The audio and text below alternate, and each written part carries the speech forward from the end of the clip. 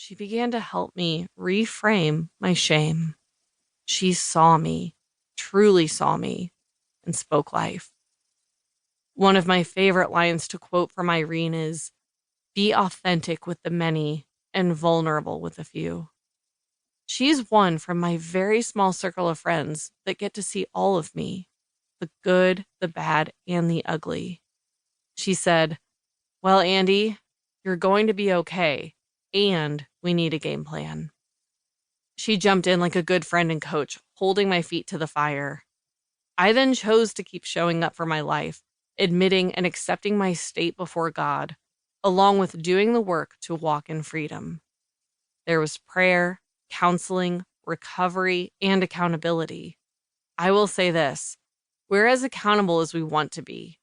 Even Irene couldn't force me to make changes or open up and tell the truth. She was willing to walk with me. Here's what you need to know as you read each page in this book. Irene does the work in her own life. She lives this. She hasn't simply jotted down a few ideas for you to add to a repertoire of knowledge. Oh no. She has fought for her freedom and still contends for the ground she has yet to take. And when the giants show up, this powerful woman gets out her slingshot and calls in the reinforcements to come alongside her. Irene doesn't isolate herself. She chooses to reach out, tell the truth, and open up. She does the hard things. She continues to take the narrow road. I'll never forget sitting in my home in Brooklyn a couple of years back with Jimmy and Irene, dreaming and brainstorming the very heart of this book you now hold in your hands. Please understand that every word you read was fought for, many of them with tears. Irene is a warrior and a friend.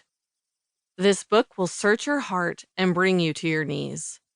I can pretty much guarantee you'll be inspired to make brave choices and do even braver things that change the trajectory of your life.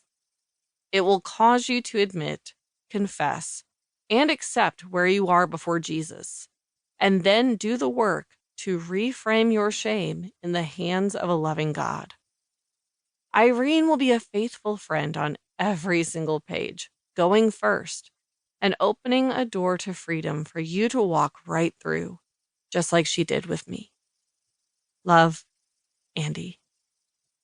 Author of She is Free, Fake or Follower, and Friendship. It's complicated.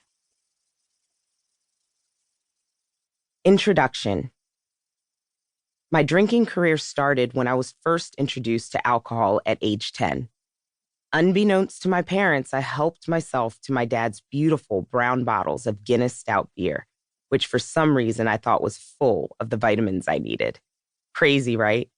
That first drink went down cold. I loved the burn, and I didn't hate the taste. Even more, I loved the way it made me feel minutes later. These vitamins must be good because I sure do feel great, I thought to myself.